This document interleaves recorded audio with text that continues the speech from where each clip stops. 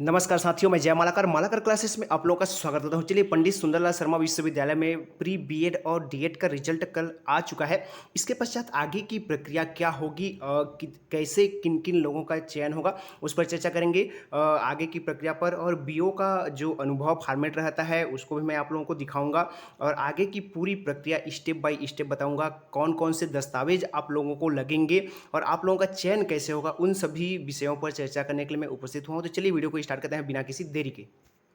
और देखिए, सबसे पहले मैं आप लोगों को दिखाना चाहूँगा पंडित सुंदरलाल शर्मा जो कल 5 तारीख को जो है अपना रिजल्ट जारी कर दी है, अपना अधिसूचना जारी कर दी है। इसमें क्या कहा गया है देखिए, विश्वविद्यालय द्वारा आयोजित सत्र 2024-25 के प्री बीएड एवं प्री डीएलएड प्रवेश परीक्षा के अंतिम मेरिट सूची आज 5/8/24 को जारी की जा रही है।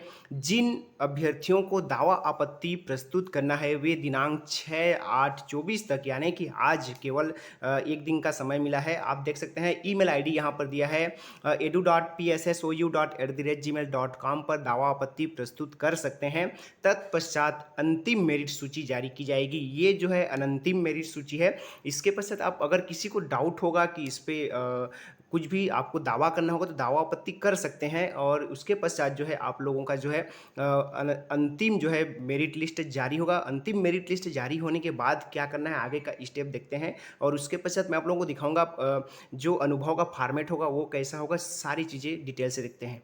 चलिए आगे, अब जो मैं फॉर्मेट आप लोगों को जो भी दिखाऊंगा ये सभी पिछले ईयर का है, पुराना होगा। इसको अभी नया है करके नहीं सोचिएगा, ठीक है। ये आप लोगों को एक जानकारी के लिए मैं दिखाऊंगा, आगे जितनी भी जानकारी दिखाऊंगा। तो देखिए उसके पश्चात आगे की स्टेप क्या होती है। जैसे कि आप लोगों का अंतिम सूची आ गया है, उसके पश्चात आप लोग अभी दावापत्ति करेंगे। दावापत्ति पश्चात जो है देख सकते हैं आप लोगों का अंतिम मेरिट सूची जारी किया जाएगा। अंतिम मेरिट सूची में क्या होगा देख सकते हैं। अंतिम मेरिट सूची में इस तरह से रिजल्ट आप लोगों का रोल नंबर होगा, नाम होगा, फादर्स नेम होगा और आपका कैटेगरी वाइज पूरा रैंक दिया जाएगा। इस तरह से देख सकते हैं यहाँ पर आपका टोटल नंबर होगा। ये जितना भी दिखा रहा हूँ मैं पिछला है, अभी वर्तमान से कनेक्ट नहीं कीजिएगा।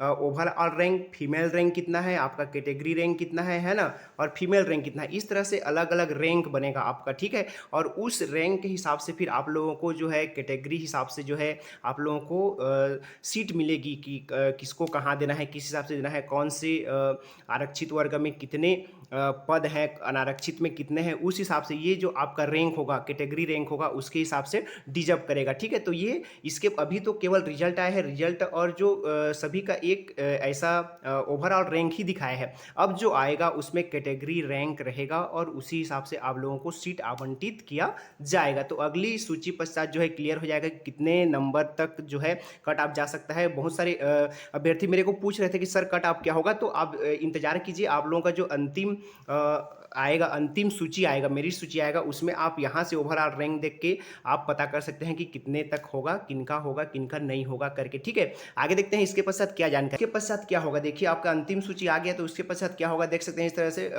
वर्गवार चयन सूची एवं आवंटन सूची तथा प्रवेश की निर्देश यहाँ पर इस तरह से दिया जाएगा। ये पिछली जानकारी है, इस पर देख सकते हैं आपकी। उसमें कहा गया था कि आप अपने अध्ययन केंद्र स्थापन एवं प्रवेश हेतु निर्धारित तिथि अनुसार आपको वहां जाना होगा, जो भी आपको मिलेगा।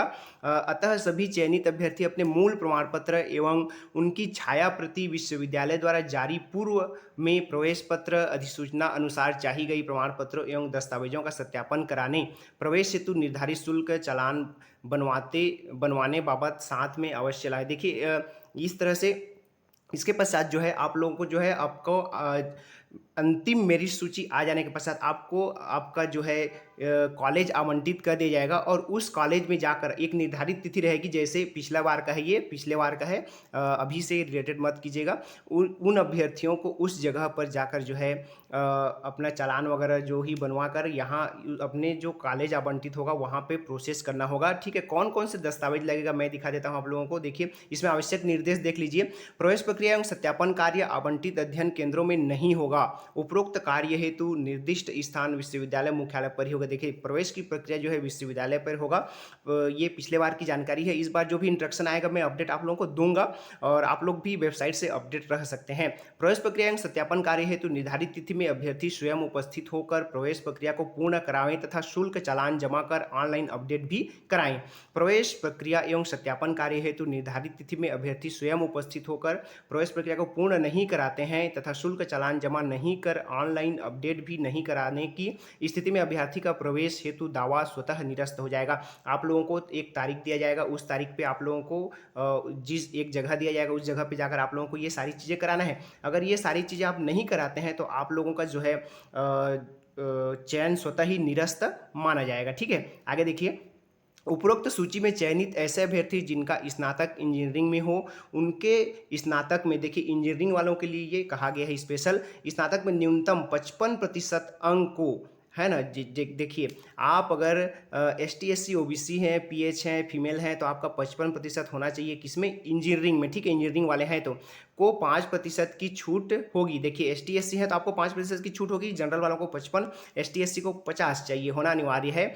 नहीं होने की स्थिति में सत्यापन के समय उन्हें अपात्र घोषित कर दिया जाए। देखिए आप कैटेगरी आरक्षित वर्ग से आते हैं तो आपको जो है 50% और अनारक्षित वर्ग से आते हैं तो आपको 55% की जरूरत होगा। ठीक है, आगे देखिए। BEd की जो आवश्यक दस्तावेज सूची है, क्या क्या दस्तावेज लगेगा। देखिए ऑनलाइन रजिस्ट्रेशन फॉर्म की पावती प्रतिलिपि, आप लोग जो ऑनलाइन फॉर्म भरते हैं उसकी फॉर्म भरे होंगे उसका जो है उसको दिखाना होगा। प्रवेश परीक्षा का प्रवेश पत्र, आपका जो एडमिट कार्ड अभी आप लोग जिसको लेकर एग्जाम हॉल में बैठे होंगे। सीट आवंटन का पृष्ठ, अभी जो आप लोगों को सीट आवंटित होगा, ये स्कूल मिला है, ये जगह मिला है करके, वो पृष्ठ आपका नाम जहाँ पर होगा उस पृष्ठ को प्रिंट कराना होगा। अनुभव प्रमाण पत्र, अनुभव प्रमाण पत्र का मैं फॉर्मेट दिखाऊंगा नीचे इसके पश्चात। और उसके पश्चात जो है 10 रुपये का शपथ पत्र भी लगेगा, शपथ पत्र बनवाना होगा। 10वीं का अंक सूची, 12वीं का अंक सूची, स्नातक की पूरी अंक सूची, आपका स्नातक तीनों year, first year, second year और फाइनल ईयर। ठीक है, स्नातकोत्तर की पूरी अंक सूची अगर हो, अगर आप स्नातकोत्तर हैं और देना चाहते हैं तो उसको भी अंक सूची आपको देना होगा। DLED और D.ED की भी अंक सूची देने होंगे। देखिए आप इसमें वही B.ED कर सकता है जो DLED ऑलरेडी किए हों। ठीक है, जाति प्रमाण पत्र, निवास प्रमाण पत्र, आधार कार्ड और 2 फोटो। ठीक है, दिव्यांग है तो दिव्यांगता प्रमाण पत्र, भूतपूर्व सैनिक है तो भूतपूर्व सैनिक वाला प्रमाण पत्र, और OBC नॉन क्रीमिलियर अभ्यर्थी को अपने जाति प्रमाण पत्र के साथ नॉन क्रीमिलियर होने संबंधित प्रमाण पत्र भी सक्षम अधिकारी द्वारा, मतलब कि आपको आय प्रमाण पत्र भी देना होगा। तो ये जाति, निवास, आय आप लोग को बनाना होगा, आधार, फोटो, ये पूरी जो है दस्तावेज की सूची है। ठीक है, दस्तावेज सूची पश्चात मैं आप लोगों को दिखा देता हूँ इसका फॉर्मेट कैसा होगा। बहुत सारे अभ्यर्थी जो है मेरे पास कमेंट कर रहे थे कि सर अनुभव का जो फॉर्मेट होगा वो क्या होगा, बता दीजिए करके। तो चलिए अनुभव का फॉर्मेट मैं आप लोगों को दिखा देता हूँ। इसी फॉर्मेट में आपको BO से बनवाना होगा, दूसरे से बनवाएंगे तो वहाँ एक्सेप्ट नहीं होता है, ये बात को ध्यान रख लीजिएगा। आप इसी फॉर्मेट में बनवाना है और अपने जो भी B.ED करने वाले साथी हैं उनको बता दीजिएगा, D.ED करने वाले साथी हैं उनको बता दीजिएगा, इसी फॉर्मेट में बनवाना है। देखिए फॉर्मेट जो है सुंदरलाल शर्मा अलग से जारी कर देते हैं। इस तरह से आपको B.ED के लिए 2 लगेगा और D.ED के लिए 2 लगेगा। देखिए इसमें पहले एक जो होता है, एक रनिंग होता है। देखिए निरंतर वर्तमान में कार्यरत है ना। देखिए वहाँ पे जिस विद्यालय में आप कार्यरत हैं इतने से इतने तक निरंतर कार्यरत, एक जो है वर्तमान वाला होता है और एक जो होता है आप लोगों का जो होता है इसमें देखिए क्या कहा गया है, इतने से इतने तक कार्य किया, मतलब ये 2 साल का, 2 साल पूर्व वर्षों का है, ये पूर्व वर्षों का एक अनुभव लगता है और जो है आपका एक निरंतर रनिंग ईयर का भी लगता है। और देखिए इसमें जिला शिक्षा अधिकारी या फिर ब्लॉक एजुकेशन, इन दोनों में से किसी एक का यहाँ पर सिग्नेचर लगता है। BO का या फिर DO का आपको सिग्नेचर कराना होगा अगर आप B.ED करना चाहते हैं। ठीक है, B.ED अभ्यर्थियों के लिए है ये, और यही दोनों फॉर्मेट आपको देना होगा। ठीक है, अपने स्कूल से, अपने प्राचार्य से बनवा के, B.ED वालों से। ठीक है, D.ED वालों के लिए भी देख सकते हैं सेम 2 है, आप लोगों को भी एक रनिंग ईयर का लगेगा और एक जो है आपके पूर्व 2 वर्षों के अनुभव का। ठीक है, इस तरह से। और आप लोगों को जो है BO DO से कराना नहीं पड़ेगा, D.ED वालों को अपने